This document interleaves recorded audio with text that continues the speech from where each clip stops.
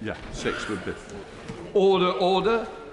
I wish to inform the House that I have received a letter from the Honourable Member for Newcastle upon Tyne North informing me of a resignation as the Chair of the Petitions Committee.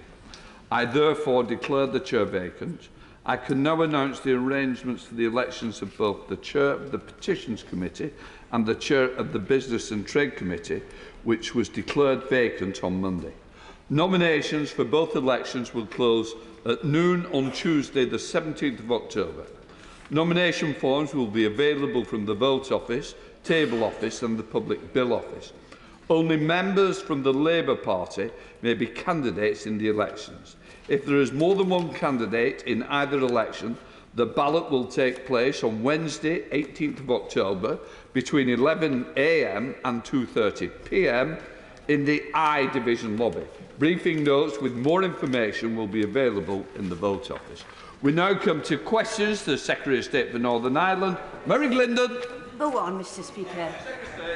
Good morning, Mr. Speaker. Today is actually my first anniversary in this amazing role, one of the very best jobs in government. Some things, alas, haven't changed in that time.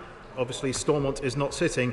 Some important anniversaries have been marked, the Belfast Good Friday Agreement 25th anniversary, and some things have really moved on and changed, like the Windsor Framework, resolving many of the issues with the Northern Ireland Protocol, and indeed my former shadow.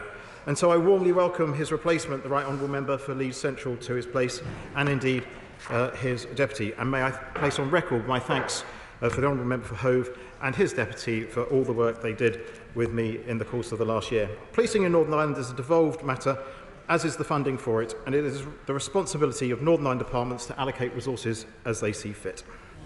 Mary Glindon. Mary Glindon. Mr. Speaker, congratulate the Minister on his anniversary. In July, the former Chief Constable warned that the force is at risk of being left unrecognisable due to budgetary pressures that could see the loss of more than 1,000 officers by 2025. With the force already at lower than ideal numbers and the recent data leak likely to have an impact, what discussions is the Secretary of State having with the Department of Justice in Northern Ireland and with the PSNI about how pressures can be eased during this difficult time for the force? Can I thank the Honourable Lady for her question? I actually did have a number of different conversations with the former Chief Constable about this issue. The budget allocation for 23-24 gives the Department of Justice a total allocation of £1.2 billion.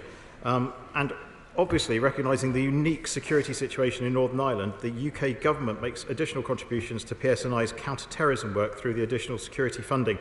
The UK contribution for the financial year 22-23 is £32 million. And so this is, and I am fully aware of the obvious issues that we talked about in the urgent question earlier, and I'm sure we'll get on to those a bit later in questions. So the committee, Sam. Thank you, Mr. Speaker. I wish my honourable friend a happy anniversary. Thank, as he did, the outgoing shadow team and welcome in the new. He's right to reference the recent data breach, and that will have very much changed the backdrop of the morale of the police in Northern Ireland within the PSNI and indeed the support service as well, not just officers. Budgets are under pressure, as we know, but the security and the safety of serving officers and those who work for the PSNI is always important, particularly so post the data breach and the potential risks from dissidents that creates. Can my right honourable friend assure me that he will be doing all that he can in order to deliver safety equipment, protection and security for those who are feeling most vulnerable at this time? Yes, I absolutely can. And I should say I look forward to continuing to work closely with PSNI's senior leadership team, who have a wealth of experience and are dedicated to keeping the people of Northern Ireland safe. I know they're continuing to work very closely to ensure the best possible response to this breach. Just on a tiny bit of detail, very briefly, Mr. Speaker, the PSNI and security partners will continue to take proportionate action to protect their officers, staff and families. And currently, the government's they have this full government support in responding to the data breach. And at the moment, our focus remains on providing specialist support and expertise from across government to the PSNI. Sir Geoffrey Donaldson. Thank you, Mr. Speaker, and can I congratulate the Secretary of State on his first anniversary and welcome the Right Honourable Member for Leeds Central to his new role as Shadow Secretary of State. We look forward to working with him. The Secretary of State has said, quite rightly, that many aspects of policing in Northern Ireland are devolved, but the data breach is a matter of national security because it includes officers who work with the security service in a very specialist role involving counter-terrorism and intelligence in Northern Ireland.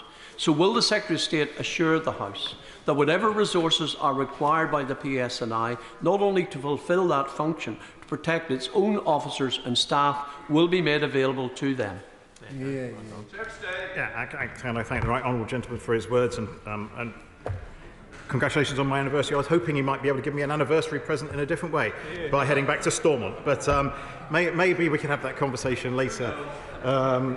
You've got to ask, haven't you, Mr. Speaker? He asked a very sensible and serious question, and I thank him for it, because some of the elements of that question are obviously in a place that I cannot answer in public.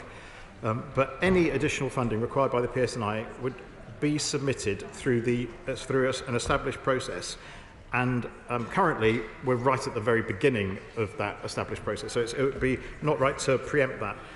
But the government is clear that security is paramount, and our focus currently remains on those items I said, but we'll move on. But it's currently specialist support and expertise in response to the latest assessments. But he's absolutely right in the question he asked. Sir Geoffrey. I thank the Secretary of State for that response. He referred also in his earlier reply to the senior leadership team in the PSNI, and for the record, my party fully supports the Police Service of Northern Ireland in its impartial implementation of policing across all communities in Northern Ireland. But we are in a crisis situation with not only the data breach but also the loss of confidence internally within the PSNI.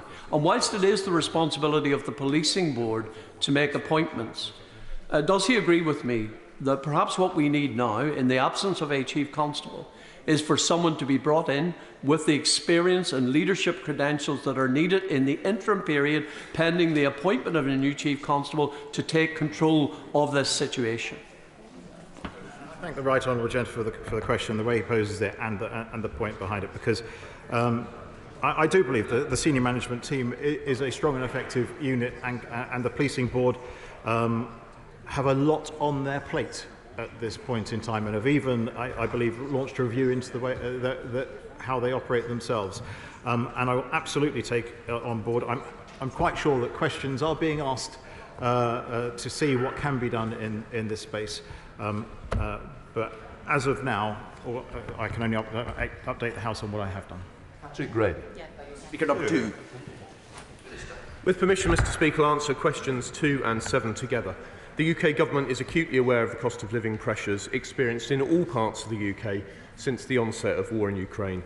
We provided an estimated £2 billion of financial support to Northern Ireland, more than £1 billion in the form of the energy price guarantee and the additional £600 payment for households to help with the rising cost of energy. Tackling inflation continues to be a top priority of this government. Patrick Grady. Mr. Speaker, but every country in the world is having to deal with the impact of the war in Ukraine. Every country in the world is having to deal with the impact of the pandemic. Only one country is having to deal with the impact of Brexit. And that's what's driving up prices and the cost of living for people in Northern Ireland and across the UK, isn't it? Mr. Speaker, I think I'm inclined to just say no. I mean, the reality is that this conversation is going to keep going to and fro. We've left the European Union. We're staying out of the European Union. Our task is to make sure that we flourish as a nation outside the EU. And I do wish that he would just get behind it and move on. Chris Stevens. Speaker, according to research by the Trussell Trust, in June this year, 1 in 6 faced hunger across Northern Ireland, with nearly half of those referred to Trussell Trust food banks of children under the age of 16. In Scotland, primary school children get a grant of £120 and secondary school pupils get £150 for uniform, whilst in Northern Ireland the amount is almost a quarter of that. So given parents are choosing between spending money on back-to-school supplies or food, what steps is he taking to ease the cost of living pressures for families in Northern Ireland? Well, Mr Speaker, as I've said, we did provide a large sum of money to Northern Ireland to ease cost of living pressures. He particularly mentions food banks, and that's an issue very much on my mind, given the scale of the food bank in Wickham. I'm very well aware of the cost of living pressures in Northern Ireland, but as I say, we continue to put large sums of money into Northern Ireland. What I would say is that dealing with all of these issues, I'm afraid, would be much better in the presence of a restored executive. Sir Oliver Hill.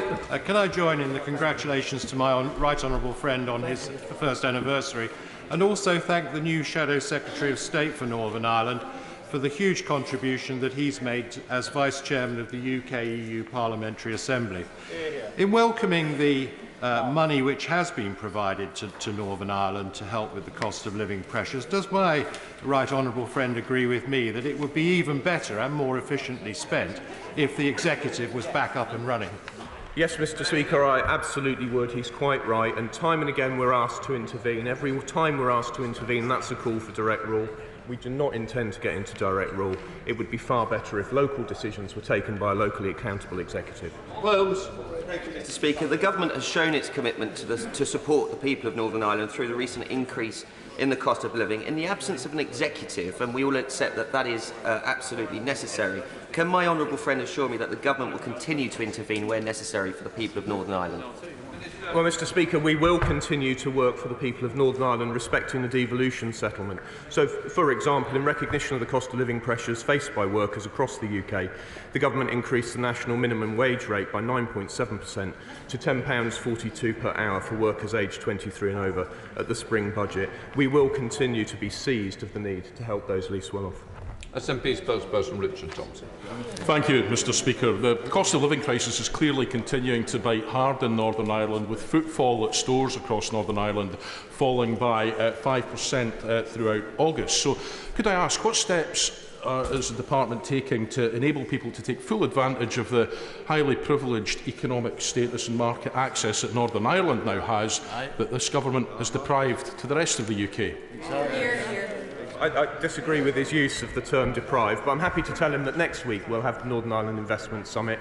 We're determined to attract private sector investment into Northern Ireland, and we're also determined to promote inclusion in that growth. Northern Ireland's got a fantastically vibrant economy. I very much hope the least well off will have opportunities through our investment in skills to develop themselves and to secure more better paying jobs in Northern Ireland so that they can move on. Horace Robertson. Question number 3, Mr Speaker. Mr Speaker, we routinely monitor trends in the Northern Ireland economy. The economy has the ingredients required for economic success, exceptional talent, creativity and innovation. While challenges persist, recent indicators suggest resilience and the potential for growth. This Government remains committed to fostering a productive environment for economic development and prosperity in Northern Ireland, and I look forward to our investment summit between the 12th and the 13th of September next week. A fantastic opportunity to showcase Northern Ireland's economic potential to the world. Horace Robertson. Thank the Minister for that encouraging response. He will be aware that Northern Ireland's largest trading partner by a very long way is Great Britain. And it's very, very important, therefore, that there is frictionless trade between Great Britain and Northern Ireland. So can he update the House on what discussions he's had with regards to the future operation of the Green Channel? Mr Speaker, one of our priorities now is the successful implementation of the Windsor Framework and that Green Channel. We will continue to have conversations with colleagues in the Cabinet Office who lead with the Windsor Framework Task Force, and I can assure him that we're determined to make sure that that system works seamlessly for everyone. Stephen Parry. Thank you, Mr Speaker. At next week's investment conference, can the Minister confirm that the Government will proactively market Northern Ireland's dual market access under the Windsor Framework? Speaker, I can confirm that. I'm absolutely determined that we shall do so, and indeed next week I shall chair a session on that issue. And of course it's not just access as of right to the UK market and as a privilege to the EU market, it's also being under our services regulation, which is an advantage, in combination with access to our free trade agreements like CPTPP. This is a unique opportunity in all of the world, including right across the EU, and I'm absolutely convinced that we all, he and I, should make the most of it.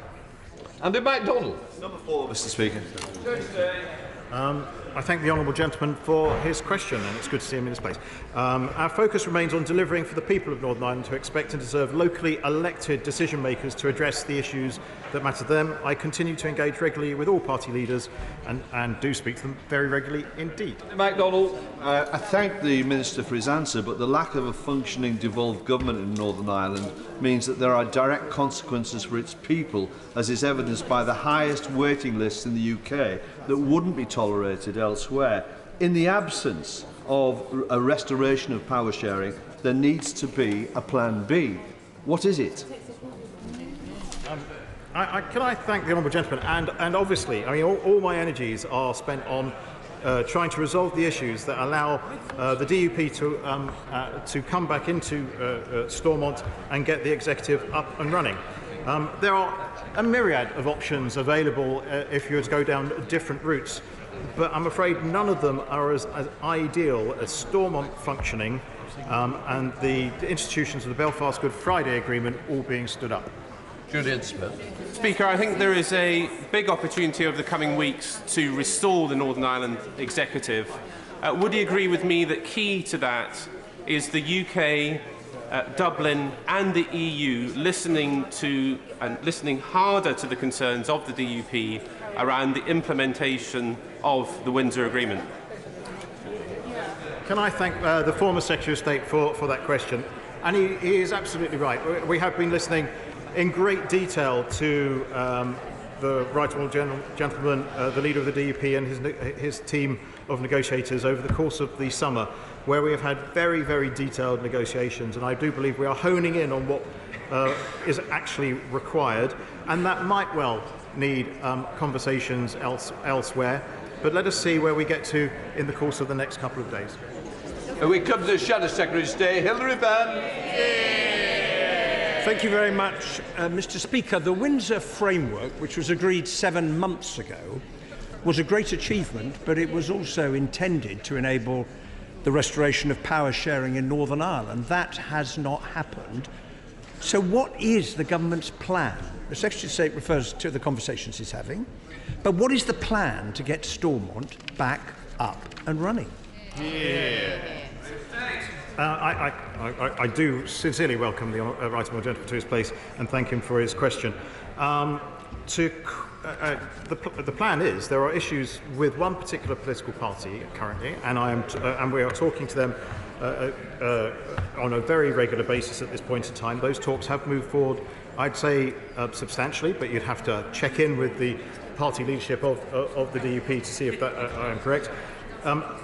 I'd say to him, just because you can't see it doesn't mean it's not happening. And the one thing I learned, as I've said many times from this dispatch box, that just because talks are being held in a confidential manner does not mean they're taking place and moving forward. Hilary Benn. The Secretary of State knows that there are concerns in the unionist community about unfettered access for Northern Ireland businesses trading with the rest of Great Britain. The government said last month in the Border Target Operating Model that it is committed to this access, as are we all, and that these arrangements will be, and I quote, enshrined and further strengthened in domestic legislation. Can the Secretary of State tell the House when that legislation is going to be introduced? Yeah, hopefully in very short order, dependent on the making sure that we've got it exactly right. So it does answer the questions and allows the Stormont executive to form. Jim Shannon. Question number 5. Mr. Speaker, sending parcels to friends and family in Northern Ireland under the Windsor Framework will be as smooth and easy as it is today, removing any burdensome paperwork costs or delays. Northern Ireland consumers will be able to order from businesses in the rest of the UK and receive goods in the post, as they do now, without customs processes or burdensome costs. This will maintain consumer choice for British goods in Northern Ireland. Businesses sending goods to other businesses will use our new Green Lane. Jim Shannon. Thank you, Mr. Speaker. I can thank the Minister of State for that reply. With a number of constituents and consumers contacting me to highlight that many eBay or Amazon providers will not ship to Northern Ireland any longer, as they state they can't afford the enhanced fees, demonstrating that Northern Ireland is absolutely continuing to be treated differently, and it is costing small businesses and individuals the ability to shop around. What steps can the Minister of State take to revisit the framework with the EU counterparts to ensure free and fair trade throughout the United Kingdom that is clear and easy to follow for all businesses? Well, Mr. Speaker, under the protocol as it was, all parcels would have needed to complete full international customs processes, and I believe that those suppliers to whom he refers will be making their plans under the protocol as it was. I can tell him that under the Windsor framework, parcels to consumers will not be subject to those burdensome processes, and he reminds us all that we need to redouble our efforts to communicate to suppliers that they will be able to take advantage of the new Green Lane and supply to consumers in Northern Ireland. It's a subject close to my heart, as I can see it is one extremely close to his own. Aaron Bell. Number 6, sir.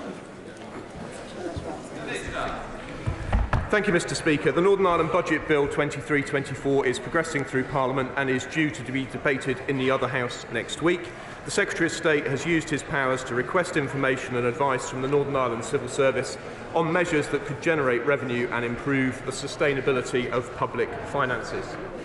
Aaron Bell. Thank you, Mr. Speaker. I thank my right honourable friend for his answer. Can I congratulate him and the Secretary of State on their anniversaries and pay tribute to them for all they've done in the last year?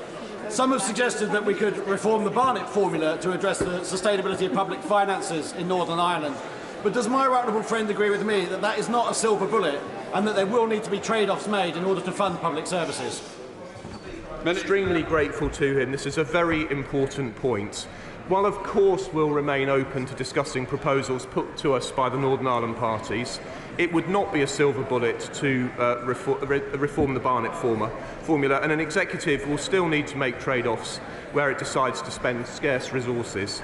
Negotiations between the Welsh Government and the Treasury on a fiscal framework, which included an adjustment to the Barnett formula, took place over 7 years. So it's not an issue which could be solved overnight with the best will in the world.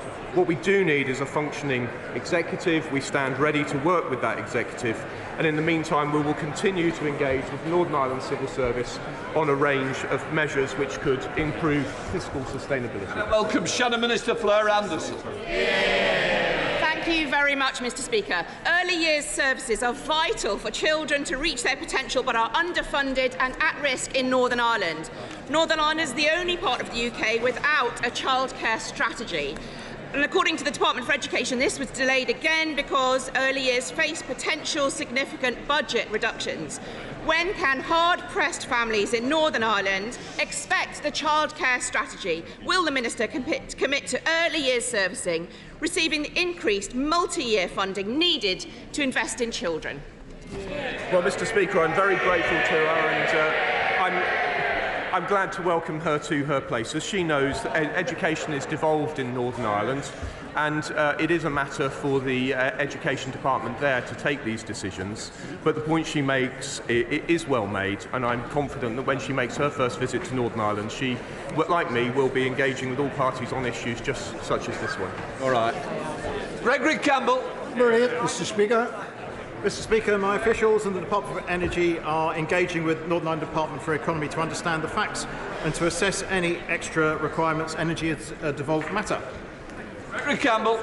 I thank the Secretary of State for that response, but can he indicate to people who are concerned about recent newspaper speculation about the future of generation and supply in October and beyond that that is secure and there will be no hiccup or hiatus between now and Christmas?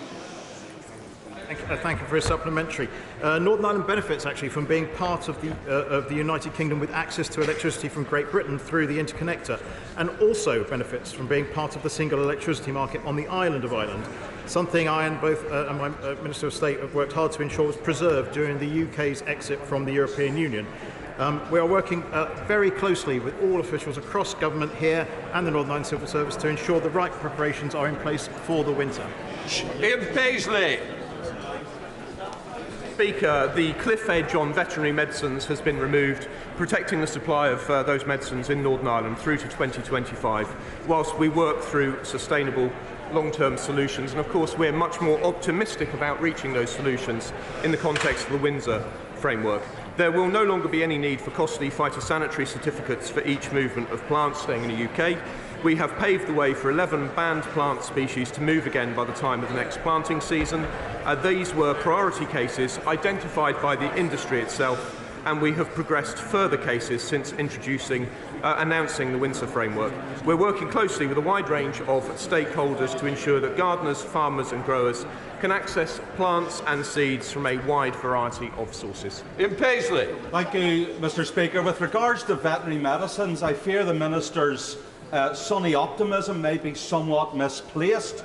After all, his preferred stakeholder, Mr. Bernard von Goffem, the Director General of Food Sustainability, has made it abundantly clear to DEFRA and to the UK Government that the negotiations on this matter are, in his words, over.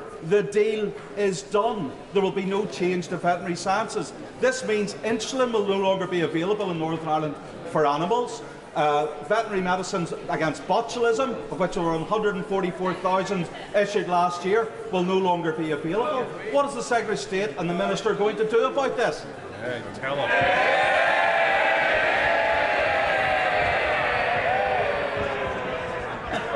Mr. Speaker, the honourable gentleman has presented me with information about which I was not aware beforehand.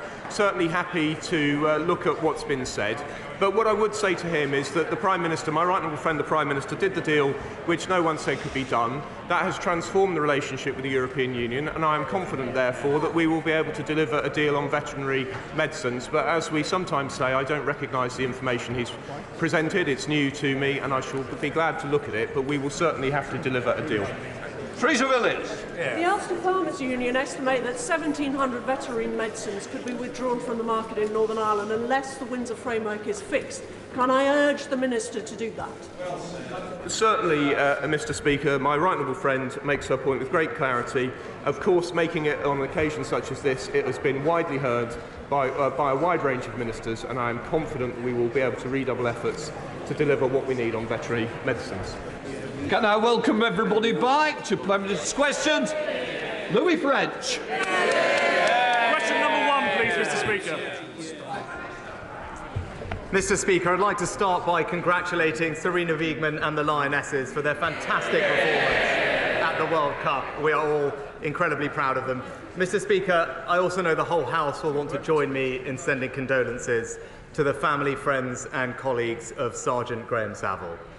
It is a testament to his bravery that he died in the line of duty, and a terrible reminder of the work the police do every day to keep us safe.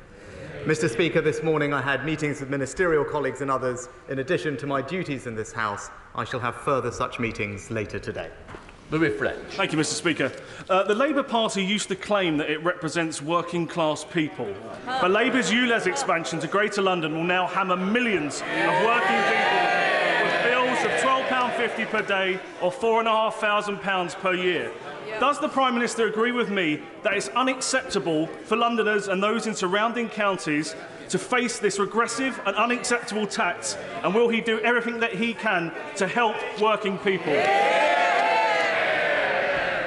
Well, Mr. Speaker, I agree with my honourable friend. It is disappointing that last week the Labour leader allowed the Labour mayor to introduce ULEZ, charging hard-working people £12.50 every time they start their car, adding to their burden of the cost of living. All I can say, Mr. Speaker, is while we focus on helping hard-working families, all he does is punish them.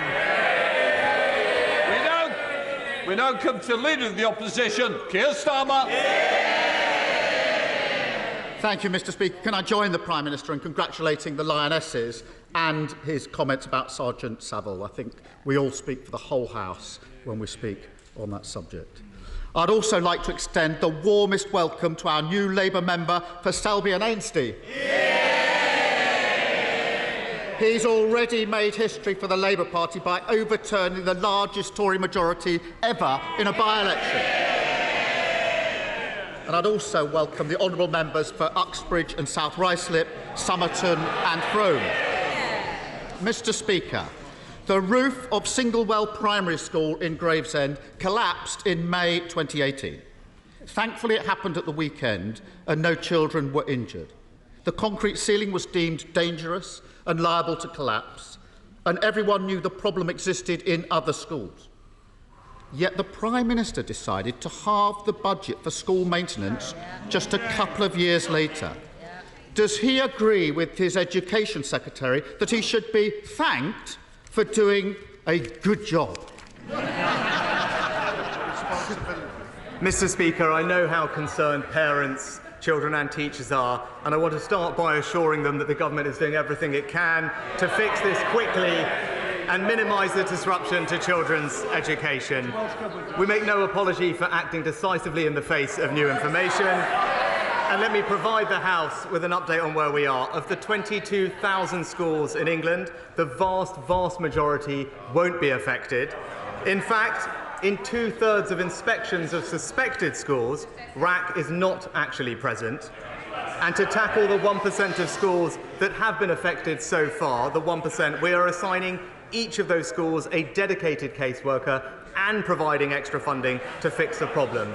In the majority of cases, children will attend school as normal, and the mitigations take typically just days or weeks to complete. We will do everything we can to help parents, support teachers, and get children back to normal school life as quickly as possible. Keir Starmer. Well, Mr. Speaker, Wood Green Academy in Sandwell was on Labour's building list in 2010. They scrapped it, and now children there are in a crumbling school. The head of the National Audit Office accuses him of taking a sticking plaster approach. The NAO report says he cut £869 million. The person who ran the Department for Education says he is personally responsible. Now, on Monday, he leapt to his own defence, saying it's utterly wrong to blame him. So why does literally everyone else say it's his fault? Mr. Speaker, the professional advice from the technical experts on RAG has evolved over time, and indeed it is something that successive governments have dealt with, dating back to 1994, Mr. Speaker. Now, as new advice has come forward, the government has rightly, decisively and swiftly acted in the face of that advice. But he talked about school budgets and talked about what I had done, but let me just walk him through the facts of actually what that spending review did, because he brought it up. Well, no, he's brought it up, so presumably he would like to hear the facts. Funding for school maintenance and rebuilding will average £2.6 billion a year over this Parliament as a result of that spending review, which represents a 20% increase on the years before. Indeed, Mr. Speaker, far from cutting budgets, as he alleges, the amount spent last year was the highest in a decade. That spending review maintained, Mr.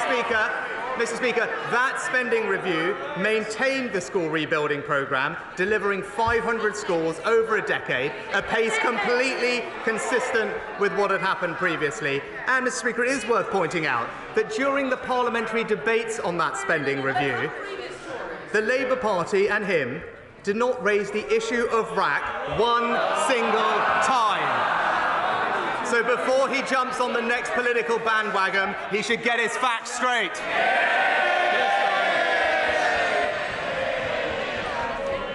Mr. Speaker, Carmel College in Darlington was on the Labour's building list in 2010. They scrapped it, and now children there are in a crumbling school. And on the one hand, we have him saying it's nothing to do with him. On the other side, we have the facts. And there's a simple way to clear this up. Why doesn't he commit to publish the requests from the Department of Education for the school rebuilding programme and what risks he was warned of before he turned them down? Mr. Speaker, the honourable gentleman has now brought up twice the Labour school rebuildings programme. He's now brought it up twice. So let's just look at that and look at the facts surrounding that, because we do know the truth about that programme, Mr. Speaker, because the NAO, as he's called on, actually reviewed that programme later on. What did they find? They found that Labour's school rebuilding programme actually excluded 80% of schools. Next, what did they find? That it was a third more expensive than it needed to be, needlessly wasting resources that have gone to schools. And Mr. Speaker, this is the worst bit. The worst bit is that programme, because now he's talking about the physical condition of schools, that programme only allocated funds solely on the basis of ideology, with no regard whatsoever to the physical condition of schools, Mr. Speaker. That's why the independent James Review described that programme as time-consuming and expensive, just like the Labour Party.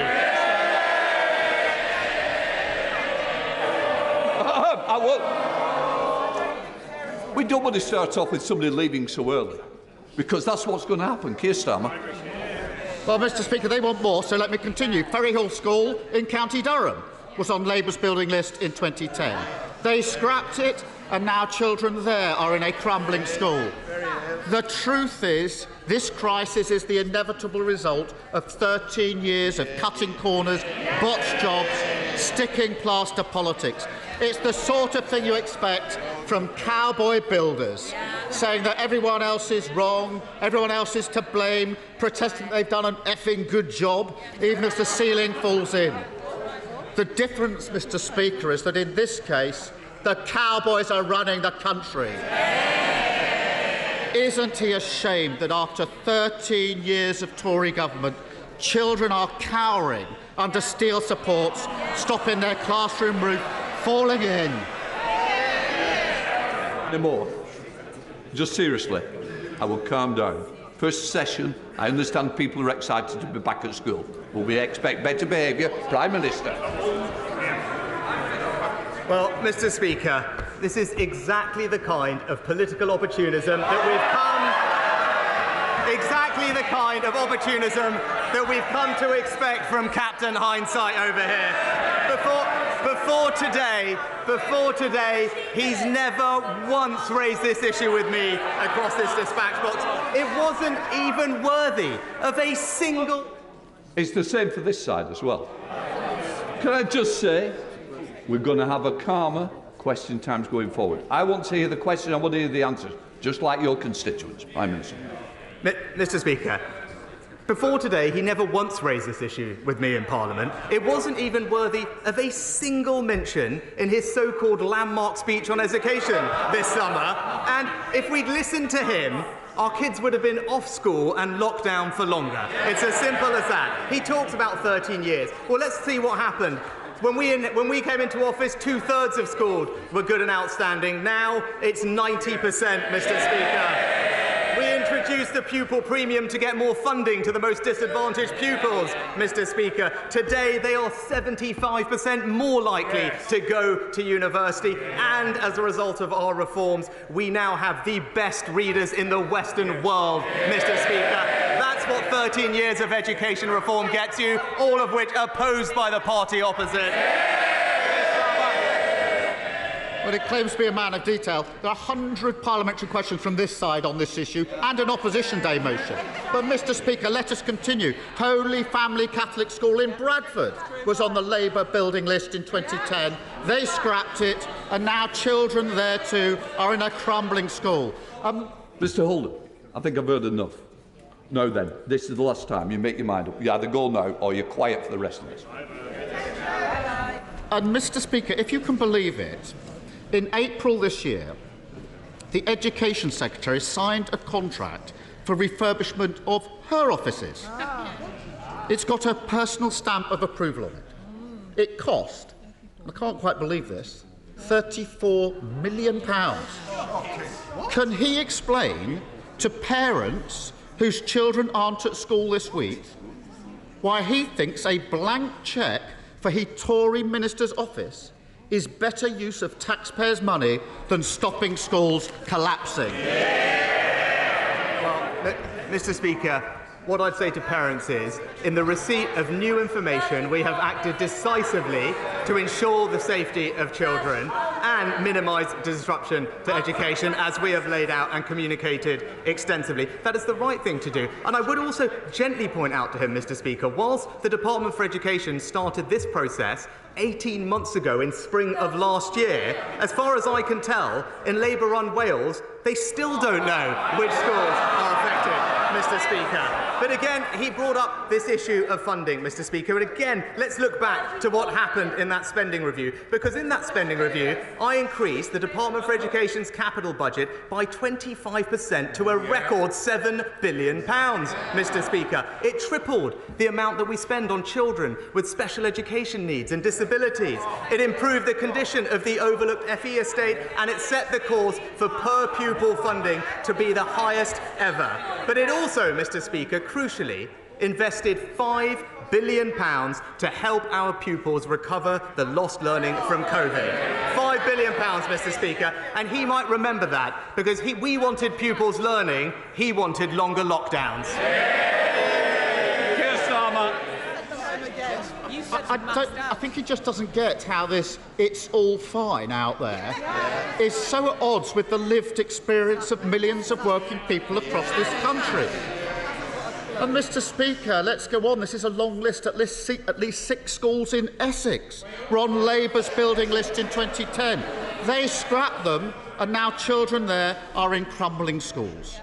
What he won't admit is the reason he cut these budgets, ignored the warnings, is quite simple. Just like he thought his tax rises were for other families to pay, he thinks his school cuts are for other families to endure. Doesn't it tell you everything you need to know? That he's happy to spend millions of taxpayers' money sprucing up Tory offices, billions to ensure there's no VAT on Tory school fees, but he won't lift a finger when it comes to protecting other people's schools, other people's safety, other people's children. Mr. Speaker, I know he comes here with these prepared scripts, but he hasn't listened to a single fact of 6 questions about the record amounts of funding going into schools, about the incredible reforms to education impacting the most disadvantaged children in our society, a record that we're rightly proud of. And yes, of course we can name the schools. That's because we are reacting to information and publishing that information, Mr. Speaker, so we know where the issues are, something that we're still waiting for by the Welsh Government in Wales. But Mr. Speaker, of course he wants to try and score political points of something that we are dealing with in the right and responsible way. But I do note that he has not mentioned a single other thing that has happened since we last met across these dispatch boxes, Mr. Speaker. He talked about hard-working families across Britain, but what's happened? Energy bills, down, Mr. Speaker. What's happened to inflation? Down, Mr. Speaker. What's happened to small boat crossings? Down, Mr. Speaker. And when it comes, Mr. Speaker, and when it comes to economic growth, what's happened? It's gone up, Mr. Speaker. He tried time and time again to talk down the British economy, but people weren't listening, thankfully. His entire economic narrative has been demolished, and the Conservatives are getting on delivering for Britain.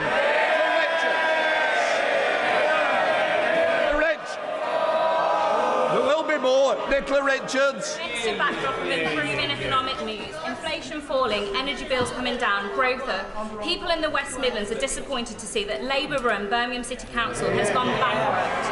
As a Sandwell resident and a West Bromwich MP, I'm no stranger to Labour incompetence. Does the Prime Minister agree that Labour have demonstrated yet again that they always run out of other people's money? Mr. Speaker, my honourable friend is exactly right. We started by hearing how Labour in London are charging hard-working people with ULEZ. Now we're hearing about how Labour in Birmingham are failing hard-working people, losing control of taxpayers' money and driving their finances into the ground. They've bankrupted Birmingham, Mr. Speaker. We can't let them bankrupt Britain. We come to the leader of the SNP, Stephen Flynn. Mr. Speaker, the public needs no reminding that today marks a year since the Prime Minister's predecessor took office. And upon her speedy departure, they will have thought that things were going to get better. But when we look at unemployment figures, they're higher. When we look at food prices, they're higher. When we look at mortgage rates, they're higher. And economic growth is stagnant. So can I ask the Prime Minister, when is he going to get off his backside and do something about it? Yeah. Well, Mr. Speaker, I think what the honourable gentleman failed to point out is that the amount of times I've sat across the dispatches from him and his colleagues and heard how somehow we were a laggard when it comes to growth, Mr. Speaker. What he didn't do is take the opportunity to correct the record today, now that the pub figures have been published, which demonstrate, in fact, we had the fastest recovery out of any European economy after COVID. Mr. Speaker, you'd be forgiven for thinking that the Prime Minister thinks everything is all right. But let's look at his proposals for the winter when it comes to a cost of living package. Because when it comes to energy bills, his plan, of course, is to do nothing. When it comes to mortgage bills, his plan is to do nothing. And when it comes to food bills, his plan is to do nothing. So when the when the Secretary of State for Education said earlier this week that everyone was doing nothing, she was referring to the Prime Minister, wasn't she?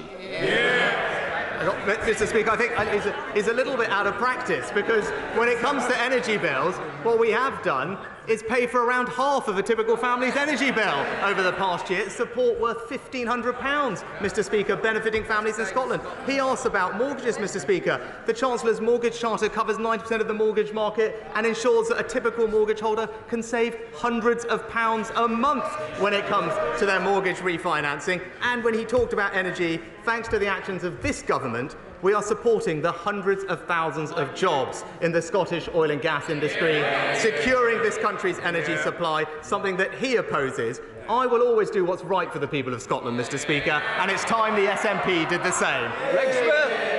Thank you, Mr. Speaker. I was delighted when the Prime Minister last year said that on his watch we would not lose swathes of farmland to solar applications, instead rightly arguing for solar to be installed on rooftops. Yet my constituency sees a constant flow of planning applications for solar farms and battery storage plants on food-producing land. So can I ask my right honourable friend, when will his pledge become a reality? Yeah, quite right. Quite right. Mr. Speaker, my honourable friend makes an excellent point. Now, solar is one of the cheapest forms of electricity generation, so it's right that we try and see more of it across the country. But we do need to protect our most valuable agricultural land so that they can produce food for the nation and increase our food security. And that's why, thanks to our changes, the planning system now sets this out explicitly with a clear preference for brownfield sites. Now, of course, we want to do more to encourage barn-top solar, Mr. Speaker, and DEFRA will be updating the House with further information on that policy in due course. Andrew Bridgen. Speaker, last week the Prime Minister stated that he was proud of his furlough scheme. I wonder, Mr. Speaker, if he's equally proud of the $400 billion it put on the national debt and the inflation it's caused. Was he proud of the jobs lost, businesses closed and lives crushed due to the lockdowns? Is he proud of the increased NHS waiting list, premature deaths and the 1 million young people now needing mental health support? And finally, Mr. Speaker, is he proud of the excess deaths affecting every one of our constituencies that nobody wants to talk about? And will he give an undertaking to the British public, a solemn undertaking that they will never be inflicted upon them ever again? Well, Mr. Speaker, as the honourable gentleman knows, there is a formal inquiry regarding COVID which will examine all the decisions that were made, including lockdown and the impacts of them. But with regard to the furlough scheme, Mr. Speaker, I am proud that at a time of extreme anxiety in the country, facing an unprecedented situation, that this government put its arms around the British public to ensure that we protected 10 million jobs. And as the report from the ONS showed last week, those actions, combined with all the other things we did to support the economy, ensured that we had the fastest recovery through the pandemic of any European nation. Dr. Neil Hudson. Thank you, Mr. Speaker. As a nation of animal lovers, the Conservatives' government record on animal welfare is a source of great pride. But sadly, too many abuses remain, from pet theft, the smuggling of puppies and heavily pregnant dogs, and dogs with their ears horrifically cropped, to the illegal export of horses to Europe for slaughter. These issues are personal to me as a veterinary surgeon and to my constituents, especially animal theft and livestock worrying. Can the Prime Minister reassure the House that animal welfare is a key government priority and that he will bring forward the necessary legislation to tackle these issues as soon as possible? Mr. Speaker, can I thank my honourable friend for both raising this issue but also his work and expertise in the area. I'm proud that thanks to the actions that previous governments have taken with regard to things like cat microchipping, the ivory ban, or indeed raising the maximum sentence for animal cruelty to 5 years, we are now the highest-ranked G7 nation when it comes to World Animal Protection Index. But we are determined to go even further and deliver on our manifesto commitments individually during the remainder of this Parliament. Rachel Hopkins. Thank you, Mr. Speaker. The Prime Minister has said he'll lead a government of honesty, accountability and integrity. So can the Prime Minister explain how he was found to have breached the Code of Conduct, this time for failing to declare his wife's shares in a childcare agency which received a monetary boost from measures in his budget? Mr. Speaker, if the Honourable Lady reads the full transcript and the full findings, she will see a detailed explanation of what happened, which the Commissioner described as a minor and inadvertent breach. But given that at the time I was not aware of the policy that was being discussed with me and corrected it later on and could have corrected it with slightly different language, she'll also know that I'm not the only person across these dispatch boxes that has had the same thing happen to them. John Penrose. Mr. Speaker, can I interest the Prime Minister in proposals from the Carbon Competitiveness Commission, which I chair, which would deliver net zero cheaply and without deindustrialising our economy? It would help British manufacturers placing imports from countries with lower energy costs, make our exports more competitive everywhere and cut fuel duty here at home. We have strong backing from Britain's heavy industries, cross-party support from the excellent member from Aberavon, who I see is also on the order paper. So would the Prime Minister consider adding his name to our list of supporters as well?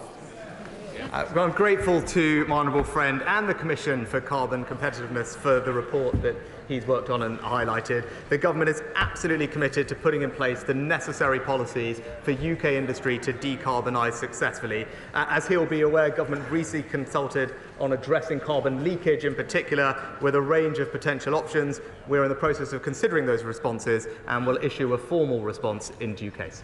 Claire Anderson. Thank you, Mr. Speaker. Every year, billions of wet wipes go out into our rivers and oceans and clog up our sewers. Yeah. I've been campaigning on this for years to ban plastic in wet wipes, and the government has finally promised to ban plastic in wet wipes, but that was 5 months ago and there's been nothing since then. So will the Prime Minister today finally give a date when that ban will come into force and make a difference to our environment? Or is this another broken promise from his zombie government? Speaker, in the comprehensive plan for water that was published by the Environment Secretary in April, we did confirm our intention to ban wet wipes containing plastic, subject, of course, as is legally proper, subject to a public consultation. That consultation will be launched in the coming months in autumn of this year, and I know ministers will keep the House updated on progress. Craig McKinley. I'd like to offer some assistance on the small boats issue. Has my right honourable friend considered the incongruity of the fact that a UK dinghy manufacturer trying to sell into the EU market would have to apply the CE marking, customs codes and the potential of being stopped and checked? And similar applies perversely when a simple thing like GB to NI trade. But none of this applies, seemingly, when these huge, supersized, dangerous, cut-and-shut dinghies are taken in from Turkey across the EU border into Bulgaria and Greece. Is he as confused as I am by the EU's double standards on this matter? Well, my honourable friend is absolutely right that we must do all we can to stop the boats and tackle illegal migration. And we know that the export of small boats across parts of the European continent is a vital element of the smuggling gang's tactics. And that's why, specifically, we are stepping up joint operations with Turkey, Mr. Speaker. And I raised this with the President when we spoke, so that we can tackle organised immigration crime and specifically disrupt the supply chain of boat parts that are used for these dangerous crossings. And I will continue to keep him updated on our progress. Luke Pollard. Thank you, Mr. Speaker. 2 years ago in Plymouth, we lost 5 people in the worst mass shooting the country has seen for a decade. The government has finally consulted on firearms reform, but after pressure from shooting groups, even these sensible measures looks like they could be watered down.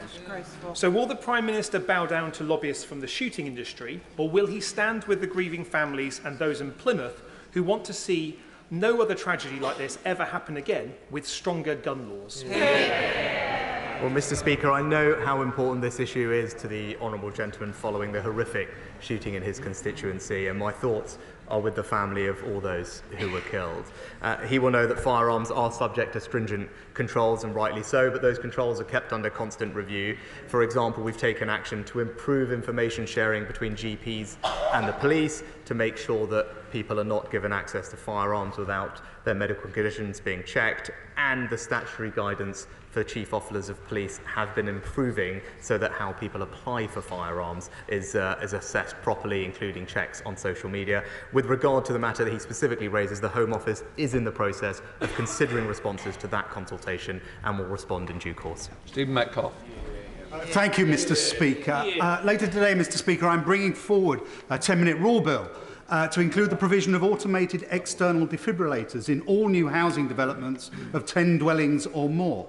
Will my right honourable friend therefore support this provision and ask his relevant cabinet colleagues to engage with me on to ensure these life-saving pieces of equipment can become commonplace where they can have the most impact close to people's homes? Well, Mr. Speaker, my honourable friend is right to highlight the importance of these life-saving devices, and that's why the National Planning Policy Framework already expects planning policies and decisions to promote public safety, but it's also why recently the government launched a £1 million fund which will place around 1,000 new defibrillators in communities across England to help improve equality of access to these life-saving devices. Andy MacDonald.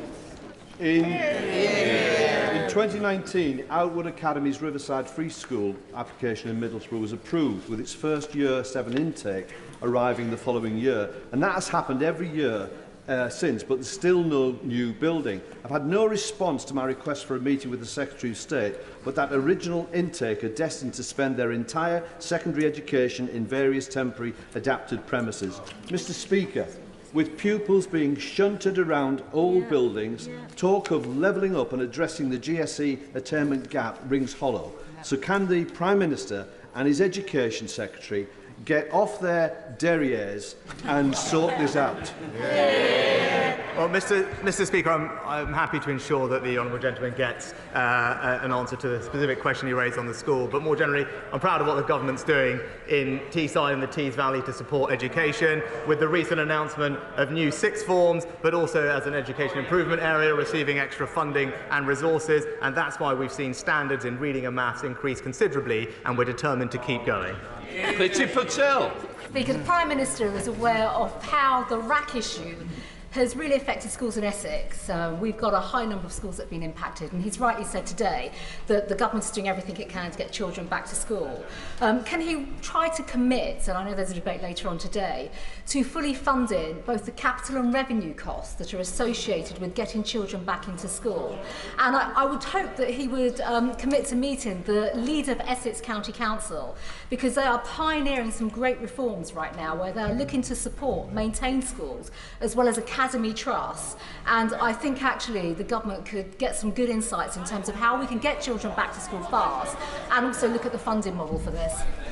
Can I first of all start by thanking my right honourable friend for the engagement constructively that she's had with the department, and indeed pay tribute to her school leaders and local authority for everything that they are doing. I am happy to give her the reassurance, as the Chancellor already said, new funding will be provided to schools to deal with this issue, but also to ensure that we can get through this as quickly as possible for her constituents and parents, and indeed everyone's. DfE are in the process of increasing the number of dedicated caseworkers from 50 to 80. We have 35 project directors regionally on the ground to support, and we've increased the number of survey firms by more than double, Mr. Speaker, so that we can rapidly, over the next few weeks, fully assess all the relevant schools and have a mitigation plan in place. Stephen Kinnock. Thank you, Mr. Speaker. Steelworkers in my Aberavon constituency have watched in frustration as other governments have pumped investment into decarbonisation, while successive Tory governments have sat on their hands. So when will the Prime Minister finally conclude the talks with Tata Steel, and can he guarantee that there will be a matching level of investment with what other European governments are doing on decarbonisation, and will he guarantee that the conclusion will be based on serious engagement comprehensively with the steel unions? Well, Mr. Speaker, steel is absolutely vital to the UK. This is something that, of course, is of interest to the honourable gentleman, but something that I've also discussed extensively with my honourable friend from Scunthorpe, and that's because the industry supports local jobs and economic growth. Now, conversations with specific companies like Tata are ongoing, but they are understandably commercially sensitive. But we do share the ambition of securing a decarbonised, sustainable and competitive future for the industry in this country. And in the meantime, we are supporting the sector, Mr. Speaker, with our energy industries exemption, which provides discounted energy bills, and the Industrial Energy Transformation Fund, which supports steel companies with their energy bills and the transition through capital to a greener future. Mark Fletcher. Thank you, Mr. Speaker. 2 weeks ago, the government announced that the Bolsover School's bid for a sixth form in my constituency has been successful. 52% of school leavers at 16 years old across the country go on to a sixth form. But in Bolsover, it's 23%, in Clown, 22%, and in Shirebrook, it's 7%. So will the Prime Minister join me in thanking the Redhill Academy Trust, Matthew Hall, the head teacher of Bolsover School, and all of those who have helped to bring a sixth form to Bolsover? Well, can I congratulate Redhill and everyone involved with the successful bid for the new sixth form in Bolsover. I'm delighted that the bid was successful because my honourable friend, I know, shares my desire to ensure a world-class education for every single one of our young people across the country, because that is the best way to provide them with the opportunity for a better life, and this new programme of sixth forms will deliver that in his constituency and many others across the nation. Ian Mans. Very grateful, Mr. Speaker. Mr. Speaker, the North East has been underfunded in terms of transport investment for decades. HS2, meant to be an economic development and connectivity lifeline, now not coming anywhere near. And the A1 Northumberland dualling decision delayed yet again, and our regional rail services still running on outdated infrastructure and rolling stock. With all that in mind, will the Prime Minister commit to funding to reopen the Leam sideline from Gateshead to County Durham to take pressure off the East Coast Main Line and aid economic well-being movement of passengers and freight services in the North East of England, or is levelling up just a rhetoric? Well, Mr. Speaker, what I would say to the honourable gentleman, obviously it wouldn't be right for me to comment on specific projects, but to give him a sense of our commitment, what I can tell him is that in real terms, since 2010, we have spent over a third more in central capital investment in northern transport every single year since 2010 compared to Labour's last 6 years in government, Mr. Speaker. That's what we're doing for northern transportation, and specifically when it comes to reopening and restoring railway lines, where was the first one we did? From Ashington to Blythe. Limrag. Yeah, I have a cheerful question that I know my right honourable friend the Prime Minister will find impossible to resist, because he'll be aware of the work I've been doing with the Number 10's UK Ambassador for Mental Health, Dr Alex George, to establish early intervention mental health hubs across the country. Now, we've got the pilot, which seems lost somewhere between the Treasury and the Department of Health, but I know he'll sort that problem out. But I wonder if he will be able to meet with Dr Alex George and myself to discuss it further, because these hubs will make a massive difference to constituencies across the country, because we all know the problems with CAMS and the perverse situation where children and young people have to get progressively worse before they get the treatment they need. I know he'll be very supportive of this one, Mr. Speaker. Well, Mr. Speaker, I know my honourable friend is rightly a passionate advocate for improving mental health support for young people, something that I know we are doing, and I'm proud of our record, particularly increasing the number of mental health support teams that work with schools and expanding community services. I know DHSE is looking at the role that early support hubs might play in this plan, but I'm very happy to meet my honourable friend personally to discuss how we can push this through. England. Thank you, Mr. Speaker. We've heard far too much lately about ministerial posteriors and very little about prosperity for the country, even in these dying days of the lame duck government. Will the Prime Minister stop prevaricating and subscribe to the Horizon programme for the sake of vital British science, innovation and cancer research? Well, Mr. Speaker, this is a government that is investing record sums in British science and research and development because we believe that is critical to a brighter economic future and spreading opportunity. Now, our priority and preference is to associate to Horizon, but we do want to make sure that that is on terms that are right, both for the British taxpayer and for British science and research. I can commit to her that we've been extensively involved in discussions. I hope to be able to conclude those successfully, and when we do, I hope she'll be the first to stand up and congratulate the government. Caroline Downage. Thank you very much, Mr. Speaker. September is Childhood Cancer Awareness Month, but it also marks 2 years since the death of my constituent Sophie Farrell. She was only 10 years old. Every day in the UK, Mr. Speaker, 10 young people will be diagnosed with cancer, and 2 of those will not survive. Those that do face a lifetime of side effects from treatments that are just not designed for small bodies. When will the Prime Minister publish a childhood cancer action plan? Oh, Mr. Speaker, can I thank my honourable friend for raising this issue and extend my sympathies to her constituent and its family as she raised. She's right to continue campaigning in this important area. I hope she'll understand that I can't preempt the content specifically of the strategy, but I can tell her that it will draw on previous work, including submissions from childhood cancer charities and stakeholders to our recent calls for evidence. Of course, we want to hear from them to highlight and get a sense of the issues that she specifically raised, but I'm sure I'll ensure that we write to her to give her a sense of timing. Chris Law. Thank you, Mr. Speaker. Every year, the SNP Scottish Government mitigates against the cruellest of Westminster policies by spending £84 million supporting hard-working families against the brutal bedroom tax and over £6.2 million covering the 2-child benefit cap. Astonishingly, Mr. Speaker, we have learned over the summer the Leader of the Opposition is an enthusiastic supporter of these Tory cruel welfare policies, with U-turn after U-turn from the Labour Party. So given that the Tories and Labour are 2 cheeks of the same arse, offering no change, no vision, no hope, does the Prime Minister agree that the only way Scottish voters can rid themselves of these... Order. I'm not going to both stand up, so one of us is going to give way and it won't be me. Can I just say, let's think about language. Let's be more temperate and let's make sure that this Parliament can be proud. The pride of this Parliament will shine through, but certainly not using language.